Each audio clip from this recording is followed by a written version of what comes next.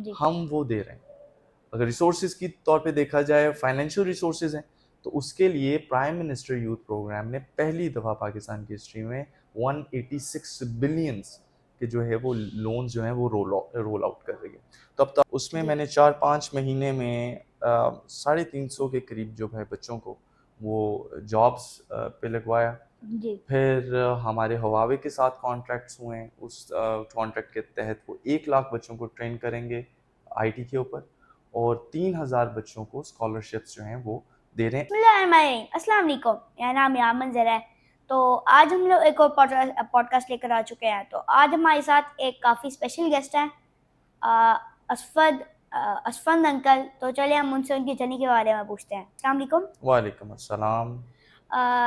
Uncle, आप kindly अपना एक शॉर्ट से इंट्रोडक्शन दे दें। जी ज़रूर। मेरा नाम असफंदियार नसीर है, और अगर मैं इसको एक प्रिसाइज तरीके से आपको बताऊं तो अ, मैं वो पौधा हूँ जो प्राइम मिनिस्टर हमारे शहबाज शरीफ साहब और राना मशहूद अहमद ख़ान साहब जो चेयरमैन है इस प्राइम मिनिस्टर यूथ प्रोग्राम के, उनका लगाया हुआ वो पौधा हूँ, जिसने काम स्टार्ट किया 2014 में। और एक बहुत अच्छा इनिशिएटिव था शहबाज शरीफ साहब का, ई रोज़गार स्कीम। तो जी। मैं उसका बेनिफिशरी रहा, और उसी इनिशिएटिव की वजह से फिर मैंने उसमें काम किया। फिर I got opportunity to work with American company. जी। मैंने उनके साथ काम किया, और फिर मैंने स्विच किया किसी और कंपनी में। मैंने वहाँ उनकी सेल्स और मार्केटिंग टीम सेट की, और फिर किसी और कंपनी में। तो मैंने जो है वो आईटी कंपनीज़ की जो डिपार्टमेंट बिल्डिंग थी वो मैंने की। और इस वक्त इसके पैरेलल एक यूएस की कंपनी है, मैं उसका डायरेक्टर भी हूँ, और आईटी इंडस्ट्री को देख रहा हूँ। और इस प्रोग्राम में मैं आईटी इनिशिएटिव्स और स्किल्स डेवलपमेंट को जो है वो देख रहा हूँ। तो ये ई रोजगार में जाने से पहले आपने मतलब क्या कर रहे थे? हाँ, ई रोज़गार से जाने से पहले मैंने अपना बैचलर्स किया फ्रॉम एफसी कॉलेज, और उससे पहले मैं लॉरेंस कॉलेज में पढ़ा, जी। और फिर हसन अब्दाल में भी मैंने 2 साल वहाँ पे भी पढ़ा। तो बस यही यही जर्नी थी, पढ़ा, और फिर इस चीज़ और यूनाइटेड नेशंस के साथ काम करता रहा एज यूथ एम्बेसडर फॉर जी। United Nations. यूथ एम्पावरमेंट पे मैंने बहुत काम किया 2012 से अब जी। तक वही कर रहा हूँ। वुमेन एम्पावरमेंट पे बहुत काम किया। I represented Pakistan in more than 14 countries. और मेरा जो फोकस था और जो गोल था वो हमेशा से यही रहा कि यूथ को किस तरह एम्पावर किया जाए, किस जी। तरह उनको ज़्यादा से ज़्यादा अपॉर्चुनिटीज़ जो हैं वो प्रोवाइड की जाएँ, ताकि पाकिस्तान का शुमार भी जो है वो तरक्की याफ्ता ममालिक में हो सके। जी। तो ई-रोज़गार के बाद आप किस तरह प्राइम मिनिस्टर के जो ये यूथ प्रोग्राम है उसके फोकल पर्सन किस तरह बने? और आपका ई-रोज़गार के अंदर कैसा एक्सपीरियंस रहा? ई रोज़गार के अंदर बड़ा अच्छा एक्सपीरियंस रहा, जिस तरह मैंने आपको पहले बताया कि आज अगर मैं जिस मुकाम पर हूँ वो उसी इनिशिएटिव की बेस पर है, क्योंकि उसने एक आपको डायरेक्शन दी, और वो डायरेक्शन मिली, और फिर मुझे अपॉर्चुनिटी मिली उसमें काम करने की, और फिर दूसरी कंपनीज़ में जो है वो काम करने की। उसने बेसिकली मेरी बेस बनाई आईटी इंडस्ट्री में। तो एक बहुत ज़बरदस्त प्रोग्राम था, और उसके जितने भी बेनिफिशरीज़ थे उन्होंने बड़ा ज़बरदस्त काम किया, और सब माशाल्लाह बड़े अच्छे मुकाम पर हैं, और कुछ नहीं की अपनी कंपनीज़ हैं, और बड़ा अच्छा जो है वो अर्न कर रहे हैं। वो उसी उसी की वजह से है। तो दूसरा फोकल पर्सन की जहाँ तक बात आती है, क्योंकि मेरा बड़ा एक्सटेंसिव एक्सपीरियंस था आईटी इंडस्ट्री में, कॉर्पोरेट सेक्टर में काम करता रहा। तो ये पहली दफ़ा हुआ, मैं तारीफ़ करूँगा राना मशहूद साहब की, प्राइम मिनिस्टर हमारे जो हैं मियाँ शहबाज शरीफ साहब की, कि उनका हमेशा से ये फोकस रहा है कि right person for a right job. तो जी। अब I am basically working as a liaison between corporate sector and the government sector. तो जी। आपको उनका ये विजन था कि हमें कोई ऐसा बंदा चाहिए जो कॉर्पोरेट सेक्टर से ही हो, जो उस सेक्टर को अच्छे तरीके से जानता हो, जी। और वो जो लिंक कर सके। तो इस वजह से, क्योंकि मैं शुरू से काम भी करता रहा, और मैंने बताया मैं बेनिफिशियरी भी रहा उस चीज़ का, तो मैं बड़ा शुक्रगुज़ार हूँ उनका कि उन्होंने मुझे ये अपॉर्चुनिटी जो दी, और ये रिस्पॉन्सिबिलिटी मुझे दी। और मैं बड़ी कोशिश कर रहा हूँ कि ज़्यादा से ज़्यादा काम और ज़्यादा से ज़्यादा अपॉर्चुनिटीज़ जो है वो बच्चों को प्रोवाइड कर सकूं। अगर मैं थोड़ा सा बताऊं जो मेरी जर्नी है, लाइक 4-5 महीने की जो है प्रोग्रेस है, उसमें जी मैंने 4-5 महीने में 350 के करीब जो है बच्चों को वो जॉब्स पे लगवाया। जी उनमें स्किल्स था, सब कुछ था, बट एक थोड़ा सा पुश चाहिए होता है बच्चों को। तो वो पुश उनको दिया, कॉर्पोरेट सेक्टर से बात वगैरह की, उनके साथ पार्टनरशिप्स की, उनके साथ एमओयूज किए, और उसी बेस पे जो है वो आज तकरीबन 300 350 बच्चे जॉब्स पे हैं। फिर ट्रेनिंग्स जो हैं वो दिलवाना स्टार्ट की, इंटर्नशिप्स इन 4-5 महीनों में कोई 2000 के करीब जो है वो इंटर्नशिप्स भी प्रोवाइड की, और ये सिलसिला इंशाल्लाह ऐसे ही चलता रहेगा। जी। तो आप आपको किस चीज़ ने इंस्पायर किया यूथ डेवलपमेंट और यूथ इनिशिएटिव्स के ऊपर काम करने के लिए, खासकर आईटी फील्ड के अंदर? सर, तो जैसा मैंने आपको थोड़ा सा अपना बैकग्राउंड पहले बताया था कि I used to work with United Nations, और मैंने हमेशा यूथ एम्पावरमेंट के ऊपर काम किया है, और उनका यूथ एम्बेसडर भी रहा। तो एक शुरू से ही एक चीज़ थी कि I have to do something for youngsters. तो वो चीज़ रही हमेशा। कॉर्पोरेट सेक्टर में आने के बाद भी मेरी कोशिश यही रही कि जब मैं टीम बिल्ड करता था, तो मेरी जी कोशिश यही रहती थी कि मैं ज़्यादा से ज़्यादा बच्चों को अकोमोडेट कर सकूं। जी बेशक अगर उनमें 1-2 चीज़ों की कमी है तो मैं उनकी ग्रूमिंग करके उनको रख लूं, ताकि वो उस चीज़ को याद भी रखें और एक एक काम भी कर सकें। हर एक इंसान को एक अपॉर्चुनिटी की ज़रूरत होती है, और एक एक पुश की ज़रूरत होती है। तो अल्हम्दुलिल्लाह मैं इस चीज़ पे बड़ा फ़ख्र करता हूँ कि वो जो बच्चों को मैंने हायर किया अपने उस एरा में, वो आज भी याद करते हैं, जी और वो आज बड़े अच्छे मुकाम पे हैं, वो डायरेक्टर्स हैं कंपनीज़ में, कुछ उन्होंने अपनी कंपनीज़ भी बना ली। तो इस चीज़ ने इंस्पायर किया कि जब मैं बाहर जाता था तो मैं देखता था कि इनमें और हमारे में फ़र्क क्या है। तो यकीन करें सिर्फ़ एक फ़र्क था, और वो था अपॉर्च्युनिटीज़ का, राइट प्लेटफ़ॉर्म्स का। और मैं ये इसलिए नहीं कह रहा कि मैं पाकिस्तानी हूँ, बल्कि ये इसको बहुत सारे जो कंट्रीज़ हैं वो भी इंडोर्स करते हैं कि हम उनसे ज़्यादा क्रिएटिव हैं, हम ज़्यादा इनोवेटिव हैं, हम ज़्यादा सोच पाते हैं, we are able to think out of the box. लेकिन एक कमी थी शुरू से ही कि हमारे पास डायरेक्शन नहीं थी, हमारे पास वो प्लेटफॉर्म्स नहीं थे। और प्राइम मिनिस्टर यूथ प्रोग्राम ने ये अपने पहले टेन्योर में भी जब वो सीएम थे, तब भी उन्होंने बड़ा काम किया, और अब भी प्राइम मिनिस्टर यूथ प्रोग्राम एक ऐसा प्लेटफॉर्म है जो आपको अपॉर्चुनिटीज़ भी देता है, जी जो आपको एक सही प्लेटफॉर्म देता है। हर ये नहीं कि आईटी में या किसी चीज़, हर चीज़ में, वो बेशक आईटी है, वो बेशक स्पोर्ट्स है, वो बेशक एंटरटेनमेंट है, वो बेशक एजुकेशन है, बेशक आर्ट्स है, ये हर एक इंडस्ट्री को, हर तबके को जो है वो कवर करता है। तो अब मेरे ख्याल से अब तो हमारे पास वो भी चीज़ नहीं रही कि हमारे पास अपॉर्चुनिटी नहीं। अब हमें सिर्फ ये चाहिए कि हम उन अपॉर्चुनिटीज़ को अवेल करें, जी और हम इस मुल्क पाकिस्तान के लिए कुछ सही मानों में कुछ करें। तो मुझे इस जी चीज़ ने हमेशा से इंस्पायर किया कि हमें सिर्फ एक चीज़ की ज़रूरत है, बाकी तो हमारे पास सब कुछ है। तो इसलिए मैंने शुरू से ही उसके ऊपर जो है वो तरजीह दी कि हम क्योंकि किसी भी मुल्क की तरक्की का राज यही है कि उसके नौजवान किस कदर कामयाब हैं। तो अगर हमने तरक्की करनी है तो जी। हमने अपने नौजवानों को एम्पावर करना है हर तरीके तो आपके हिसाब से शुरू से बोलूँ। पाकिस्तान के एजुकेशन सिस्टम में क्या मसले हैं, और इनको प्राइम मिनिस्टर यूथ प्रोग्राम किस तरह जो है वो फिक्स कर रहा है? एजुकेशन सिस्टम किसी भी मुल्क का बड़ा कलीदी किरदार अदा करता है तरक्की के लिए, क्योंकि ये एक बेस होती है, ये स्टार्ट होता है, ये डिटर्मिन करता है कि आपके बच्चे की जो है वो बेस क्या बनेगी और वो कहाँ तक जाएगा। तो आपका सवाल बड़ा अच्छा है और बड़ा थॉट प्रोवोकिंग है। तो सबसे पहले तो हमारे कुछ हर्डल्स हैं, हमारे इंस्टीट्यूशंस बहुत अच्छे भी हैं, लेकिन उनमें बहुत मसाइल भी हैं, एंड जी we are trying to fix those issues. जिस तरह के बाहर दूसरी यूनिवर्सिटीज़ में ये होता है कि वो इंडस्ट्रीज़ के साथ जो है ना बड़े अच्छे तरीके से लिंक होते हैं, उनको जी पता होता है कि इस वक्त इंडस्ट्री में किस चीज़ की ज़रूरत है। अनफॉर्चुनेटली पाकिस्तान में ये मसला है कि हमारा करिकुलम वही है जो पहले था, वो सेट है, वो चीज़ उनको पता नहीं होता कि इंडस्ट्री को चाहिए क्या। ठीक है, ये मैं जी हर यूनिवर्सिटी की बात कर रहा हूँ। इसको फिक्स करने की किसी हद तक कोशिश भी की, शहबाज शरीफ साहब ने अपने दौर में भी, और अभी भी कोशिश कर रहे हैं।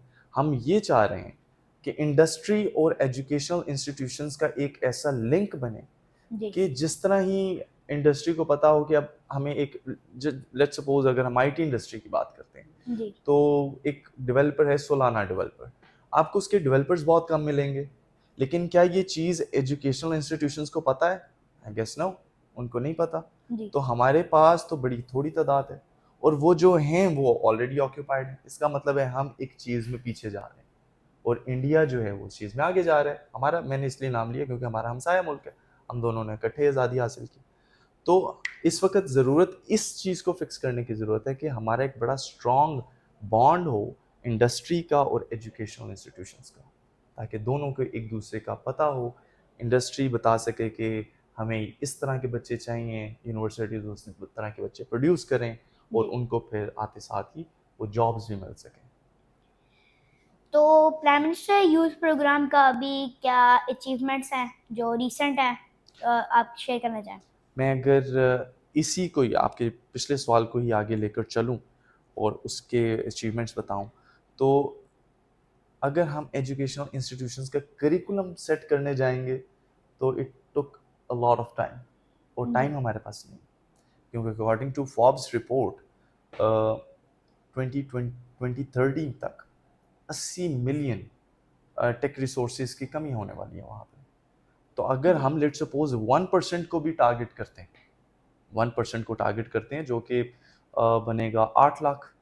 तो अगर जी हम लेट सपोज अगर 8 लाख हम जॉब्स वहाँ पे हम अपने बच्चों को इंडक्ट कर दें, तो जी जो रेवेन्यू जनरेट होगा वो किस कदर होगा, वो आपका सारा रेवेन्यू एक तरफ और इनका रेवेन्यू एक तरफ। लेकिन मसाइल क्या है? एक तो हम हर साल 25 से 30 हज़ार आईटी ग्रेजुएट्स पैदा कर रहे हैं, जो कि बहुत कम है।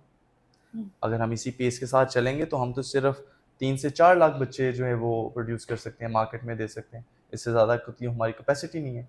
और क्या जो बच्चे मार्केट में आ रहे हैं उनके पास राइट स्किल है? तो ये कुछ चैलेंजेस थे, उनको दूर करने के लिए शहबाज शरीफ साहब ने ये कहा कि हम इनको वोकेशनल ट्रेनिंग्स देते हैं।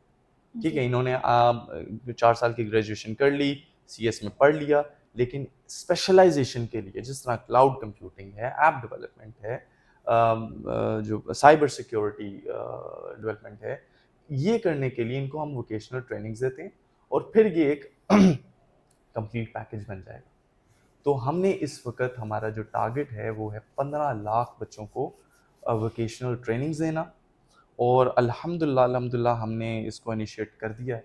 और पहले फ़ेज़ में हमारी कोशिश है कि हम इसको 1 लाख से 2 लाख जो बच्चे हैं हम पहले फ़ेज़ में ट्रेन करें।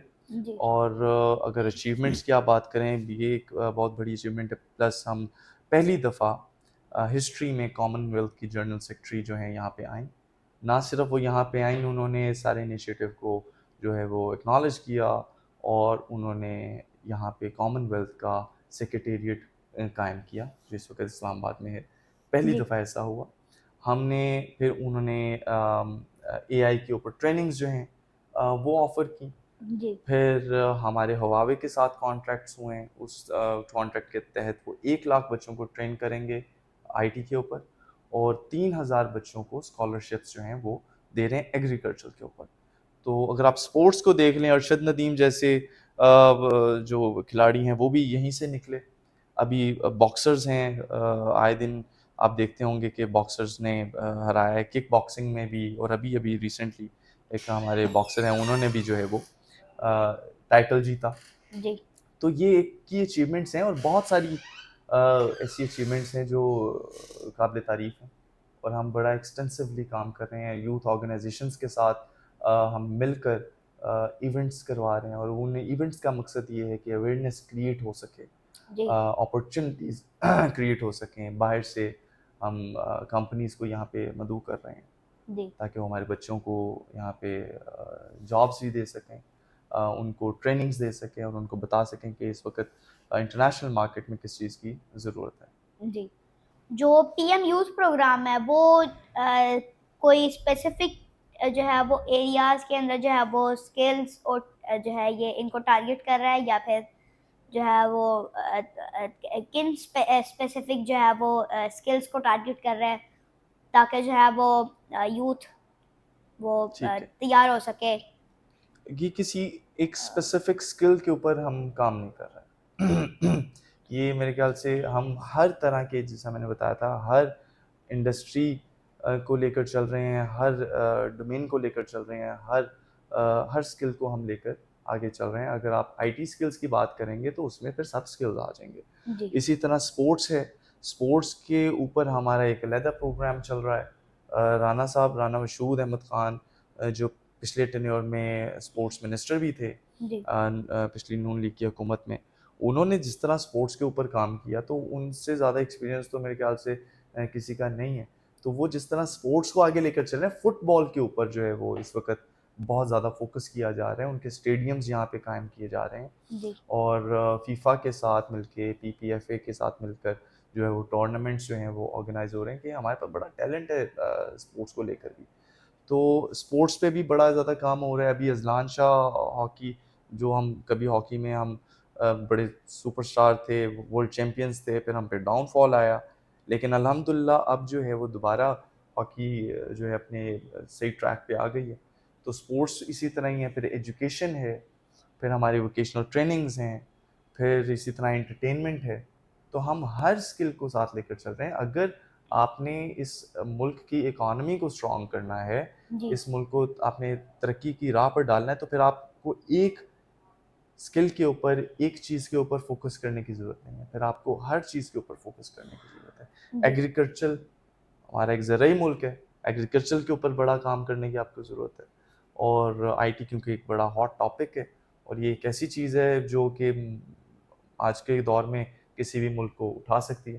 तो जी हम हर स्किल को जो है वो साथ लेकर चल रहे हैं। क्लाइमेट चेंज, जो कि सोचा जाता है कि कई हम मुल्कों की प्रायोरिटी नहीं होती अगर मैं इस खत्ते को देखूं, लेकिन आज अब देखें स्मॉग का जो हाल है, तो ये तो स्मॉग अब आई है, हमने इस पे काम 6 महीने पहले से करना स्टार्ट कर दिया, लेकिन ये ऐसी चीज़ है कि जिस पे थोड़ा टाइम लगेगा, और इंशाल्लाह आप देखेंगे कि किस तरह हम इसके ऊपर काम कर रहे हैं। और सिर्फ दरख्त लगाना क्लाइमेट चेंज नहीं है, इसमें और बड़ी चीज़ें आ जाती हैं। इसमें वेस्ट डिस्पोजल्स हैं और बाकी सब कुछ, बहुत सारी रेगुलेशंस जो हैं वो हम बना रहे हैं। तो हम हर चीज़ के ऊपर अलग-अलग हमारे डिपार्टमेंट्स हैं जो कि अलग-अलग इनके ऊपर काम कर रहे हैं। जी।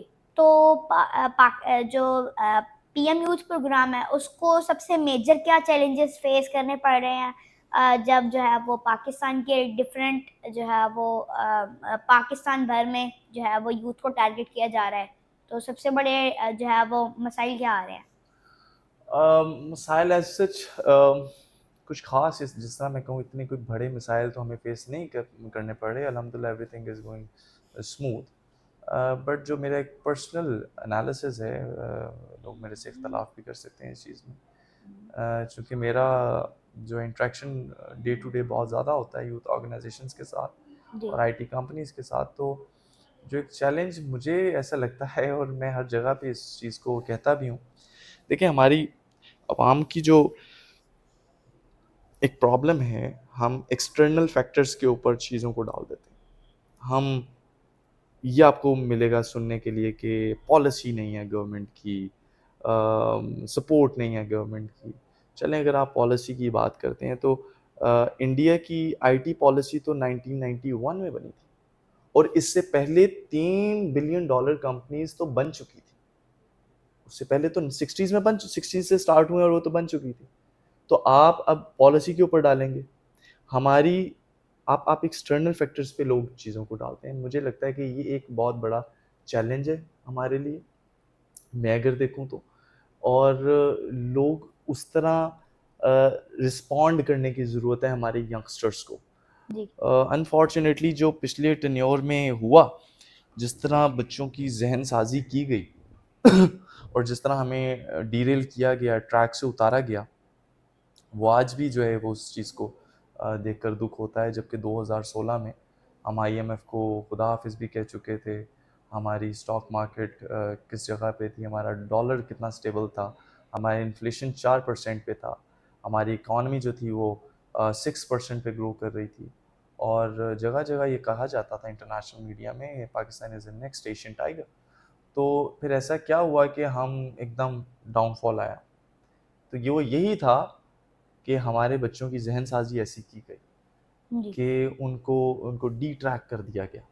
तो इस वक़्त भी जब मैं बात करता हूँ मुख्तलिफ़ ऑर्गेनाइज़ेशन से, मुख्तलिफ़ इवेंट्स पे जाते हैं, उनसे मैं यही कहता हूँ कि आप एक्सटर्नल फैक्टर्स को अब छोड़ें कि उसने ये किया तो इसने ये किया।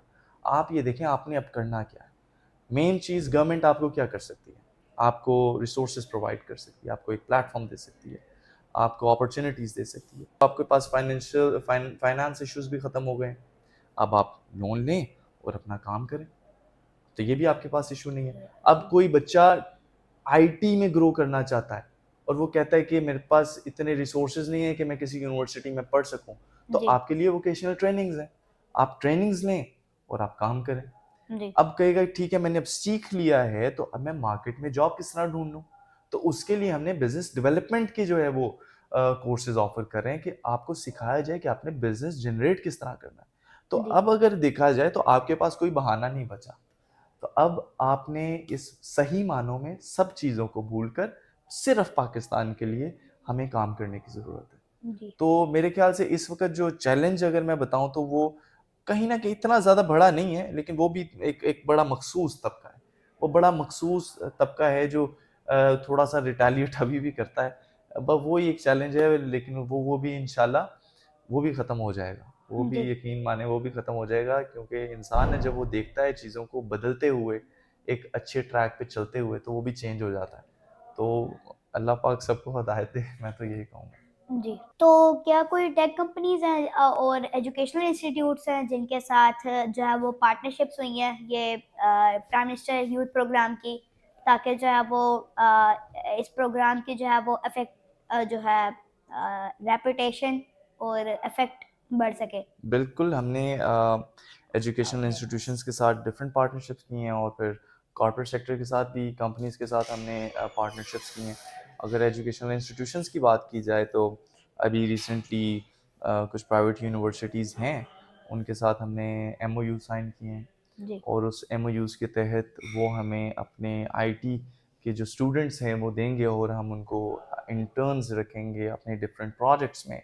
वो गवर्नमेंट के भी प्रोजेक्ट्स हो सकते हैं, वो प्राइवेट प्रोजेक्ट्स भी हो सकते हैं। जी, इसी तरह ही कंपनीज़ की अगर बात की जाए तो कंपनीज़ के साथ हमने ये एमओयूज़ किए हैं कि आप हमारे जो बच्चे हैं उनको आईटी के ऊपर ट्रेनिंग्स दें, क्योंकि जी, जब आप ट्रेनिंग एक इंस्टीट्यूशन के अंदर ट्रेनिंग लेना एक डिफरेंट इम्पैक्ट होता है और एक कंपनी के अंदर ट्रेनिंग लेना एक डिफरेंट इम्पैक्ट होता है। जी, आज जब एजुकेशनल इंस्टीट्यूशन में जाएंगे तो वो मोस्टली थ्योरेटिकल होगा, प्रैक्टिकल भी होगा उसमें काफ़ी ज़्यादा, लेकिन वो प्रैक्टिकल सिर्फ वो समझ लें एक डेमो होगा ना। लेकिन जब आप कंपनीज में जाएंगे तो वहाँ तो लाइव प्रोजेक्ट्स चल रहे हैं। तो जब आपका बच्चा किसी कंपनी में ट्रेनिंग लेता है तो उसका फ़ायदा आपको ये होता है तो कि उसको कल्चर की समझ आती है, जी, उसको इकोसिस्टम समझ आता है, उसको ये पता चलता है कि प्रोजेक्ट्स आते किस तरह हैं, जी, बाहर की मार्केट में किस तरह के प्रोजेक्ट्स हो रहे हैं, एआई को किस तरह यूज़ किया जा रहा है, किस तरह की इंटीग्रेशंस हो रही हैं, क्या टेक्नोलॉजीज़ आ रही हैं, कौन सी लैंग्वेज चल रही है।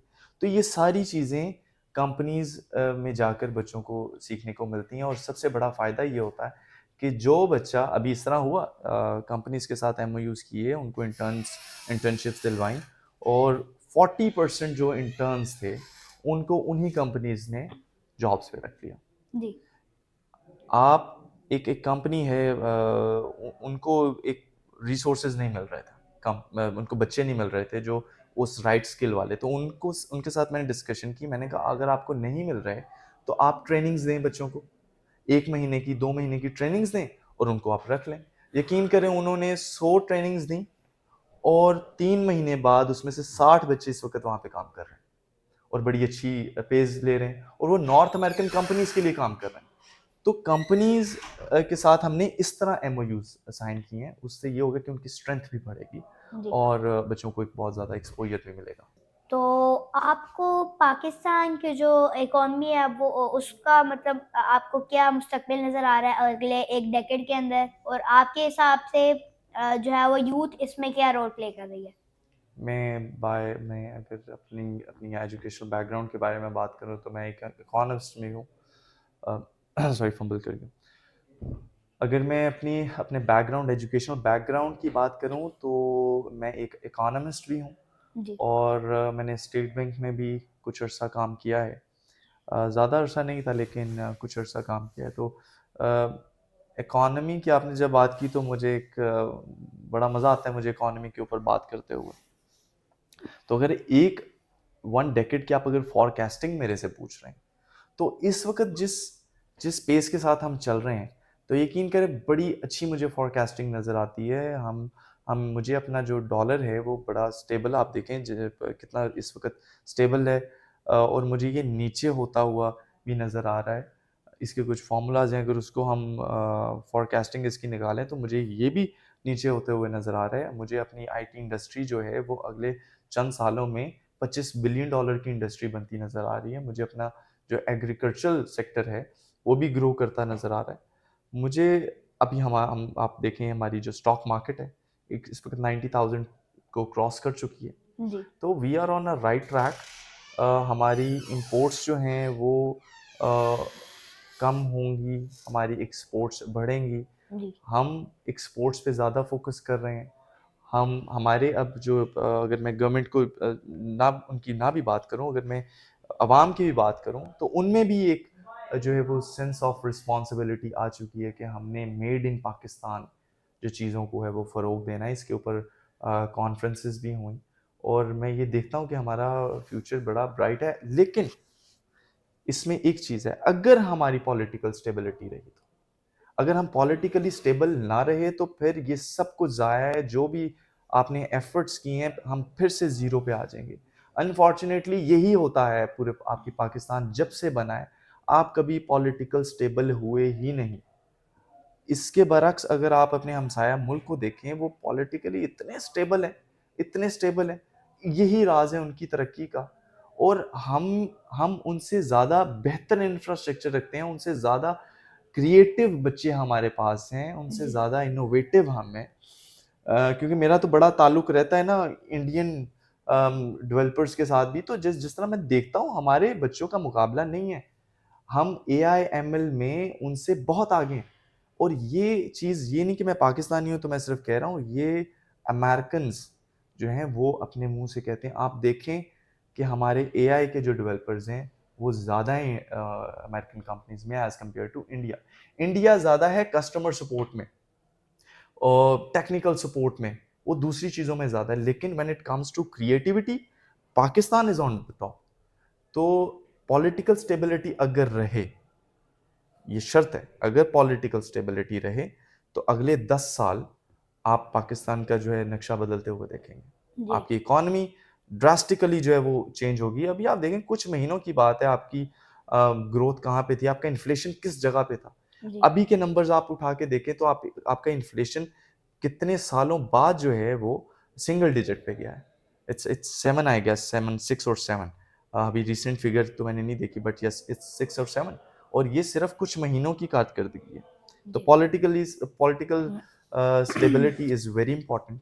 जी तो हमें अगर होंगे हम तो फिर हम हमें कोई नहीं रोक सकता इंशाल्लाह। जी अ, तो ये जो प्राइम मिनिस्टर यूथ प्रोग्राम जो है वो आने वाले जो न्यू ट्रेंड्स हैं AI और मशीन लर्निंग और ब्लॉकचेन टेक्नोलॉजी, तो जो प्रोग्राम है वो किस तरह यूथ को जो है ये इन टेक्नोलॉजीज के लिए तैयार कर रहा है और इन यूथ को अवेयर कर रहा है इन टेक्नोलॉजी से।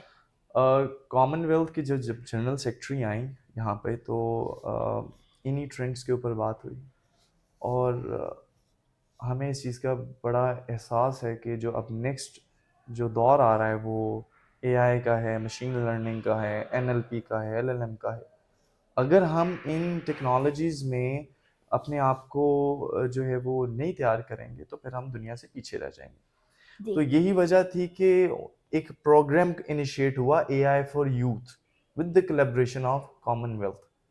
तो उसमें ये होगा कि स्पेसिफिकली AI के ऊपर बच्चों को ट्रेनिंग्स दी जाएंगी और वो ट्रेनर्स इंटरनेशनल ट्रेनर्स भी होंगे।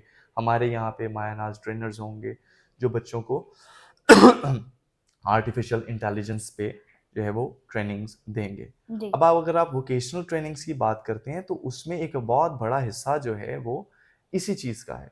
वो एनएलपी का है, वो क्लाउड कंप्यूटिंग का है, वो मशीन लर्निंग का है, वो आर्टिफिशियल इंटेलिजेंस का है।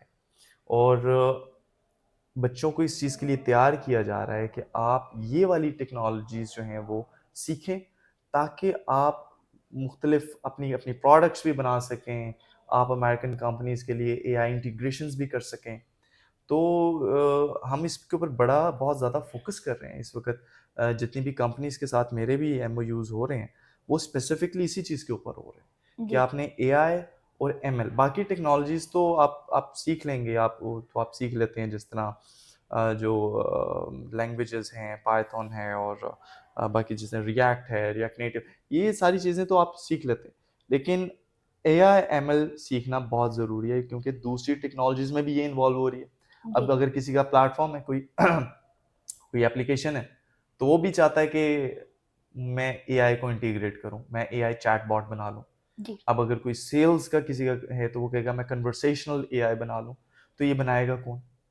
ये अगर आप इस वक्त इसके ऊपर काम करना स्टार्ट कर दें, आप इसके ऊपर प्रोडक्ट्स बना दें, जी तो यकीन मानें ये बिलियन डॉलर प्रोडक्ट्स बन सकते हैं।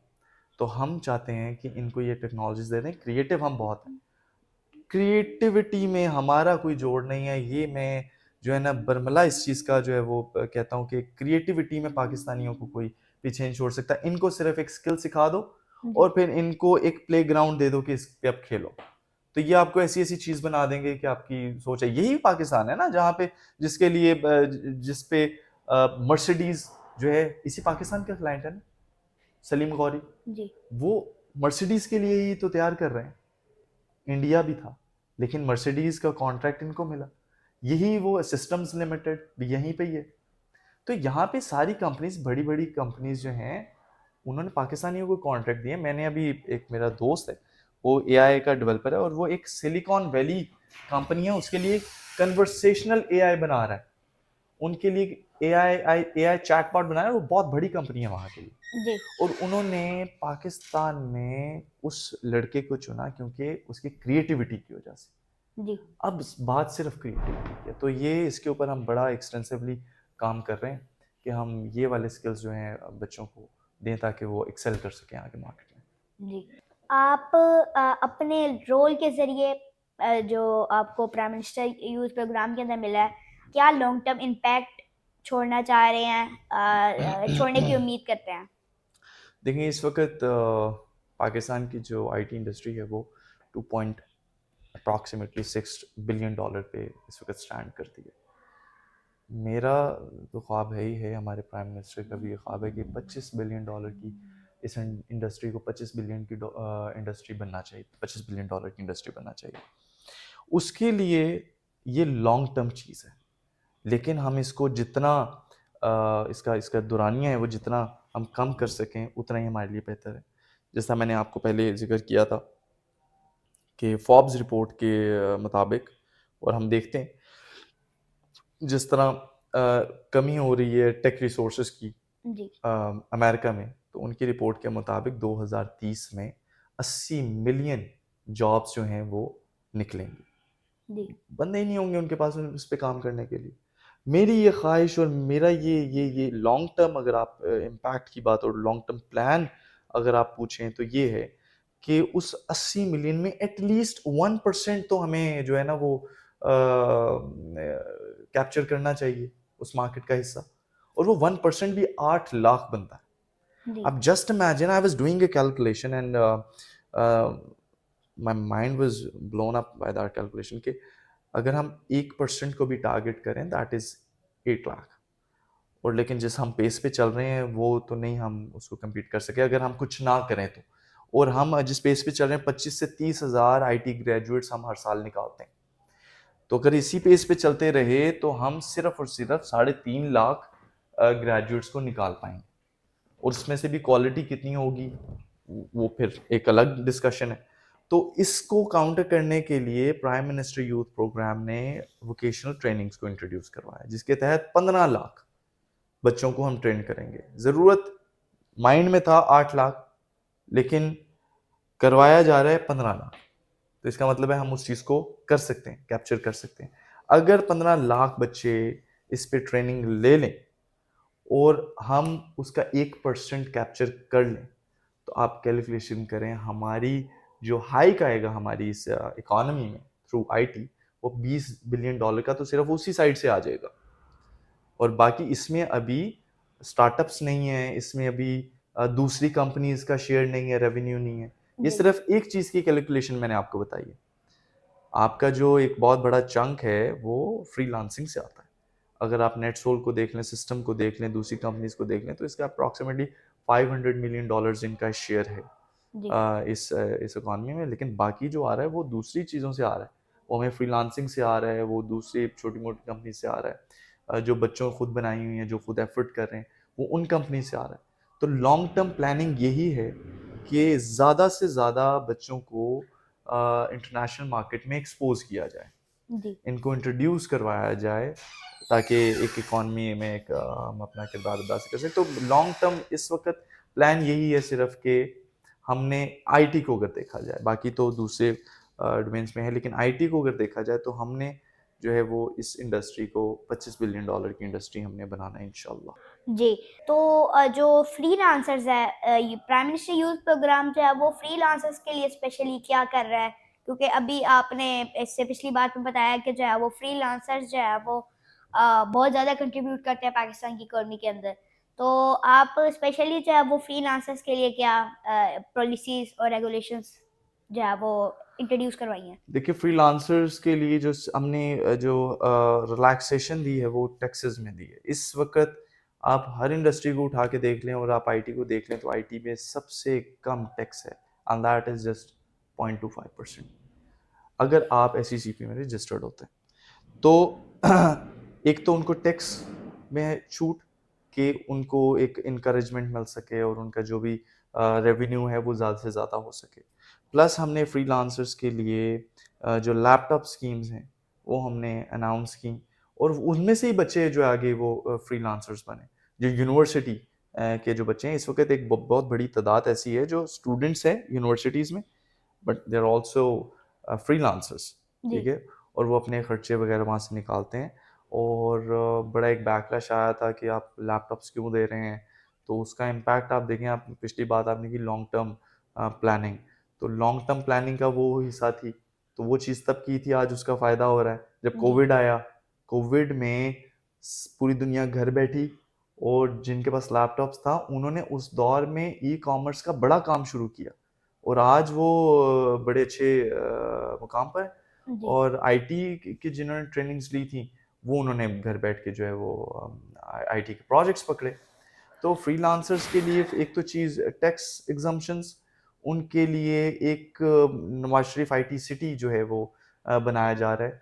हम उसमें भी अकोमोडेट करने की सोच रहे हैं कि एक ऐसा जो है फैसिलिटी बनाई जाए जो जी कि फ्रीलांसर्स के लिए हो, जी जहाँ पे उनको हाई स्पीड इंटरनेट प्रोवाइड किया जाए, जहाँ पे उनको कोई तंगी ना हो, और उनको वो तो टैक्स फ्री जो है वो जोन उसको बनाने की हम सोच रहे हैं। तो ये बड़ी सारी चीज़ें मैंने बताया, इनके बड़ा कंट्रीब्यूशन है। तो अगर जी जब तक हम इनको प्रमोट नहीं करेंगे तब तक हम आगे नहीं बढ़ सकते। जी तो फ्रीलांसर्स के लिए इंशाल्लाह आप देखेंगे जब हमारा इंफ्रास्ट्रक्चर बन जाएगा तो उनके लिए एक डिफरेंट फैसिलिटीज़ होंगी जहाँ पे वो अपने आप को रजिस्टर करवाएंगे। जी वो वहाँ फैसिलिटीज़ को यूज़ कर सकते हैं, क्योंकि they are contributing in Pakistan economy. तो इट्स रिस्पॉन्सिबिलिटी, गवर्नमेंट की रिस्पॉन्सिबिलिटी है कि वो उनको अकोमोडेट करे हर जगह पे। तो वी जी have some great plans for freelancers as well. दूसरी कंपनीज के लिए तो हैं ही हैं, लेकिन फ्रीलांसर्स के लिए भी बहुत सारे प्लान्स हैं जो आपको चंद सालों में आगे नज़र आएंगे। पॉलिसी मेकिंग में तो ऑलरेडी इम्प्लीमेंट हो चुके हैं। तो बाकी उनके लिए एक ये जो इंफ्रास्ट्रक्चर से रिलेटेड चीज़ें हैं वो भी हम जो है उस पे ध्यान दे रहे हैं।